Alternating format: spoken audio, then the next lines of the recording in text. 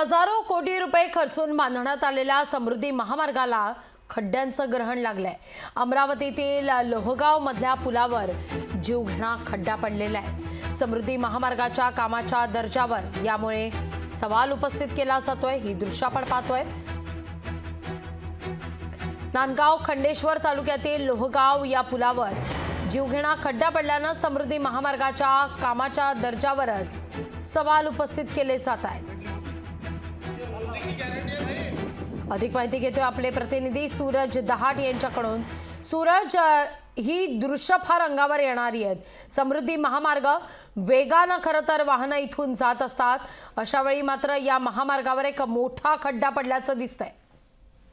नक्कीच लागवी आपण जर पाहिलं तर काही दिवसापूर्वीचा संपूर्ण कोट्यवधी रुपये खर्च करून जो संपूर्ण समृद्धी महामार्ग बनवण्यात आलेला होता। मात्र जर पाहायला गेलं तर या ठिकाणी नांदगाव खंडेश्वर तालुक्यातील लोहगाव गावाजवळ जे आहे तो एक भला मोठा पूल आहे। त्या पुलावर जर पाहायला गेलं तर पूर्णपणे खड्डा पडलेला आहे। त्यामुळे या ठिकाणी पूर्णपणे वाहतूक वळवण्यात आलेली आहे। मात्र सुदैवाने जर पाहायला गेलं तर या ठिकाणी मोठा अपघात टळल्याचं या ठिकाणी समोर आलेलं आहे। कारण जर पाहायला गेलं तर तुफान वेगाने म्हणजे 120 पेक्षा जास्त वेगाने जे आहे ते या ठिकाणी वाहन या ठिकाणी चालवत असतात। मात्र या ठिकाणी जर पाहायला गेलं तर खड्डा पडल्यामुळे या ठिकाणी समृद्धी महामार्गाच्या कामाच्या जे आहे ते प्रश्नचिन्ह उपस्थित होत आहे। एकूणच जर बघितलं गेलं तर या ठिकाणी आता जर पाहायला गेलं तर हा खड्डा पडल्याच्या लक्षात आल्यानंतर या ठिकाणी युद्धस्तरावर या ठिकाणी खड्डा बुजवण्याचं काम सुरू आहे। मात्र या ठिकाणून खाली जाणाऱ्या कर्मचारी जे आहे शेतकऱ्याच्या अंगावर सुद्धा काही मलमा या ठिकाणी पडलेला होता। मात्र कुठल्याही प्रकारे या ठिकाणी शेतकऱ्यांना दुखापत झाली नाही। मात्र या ठिकाणी जर पाहायला गेलं या निमित्ताने पुन्हा एकदा समृद्धी महामार्गाच्या कामावर पुन्हा एकदा प्रश्नचिन्ह उपस्थित झालेलं आहे।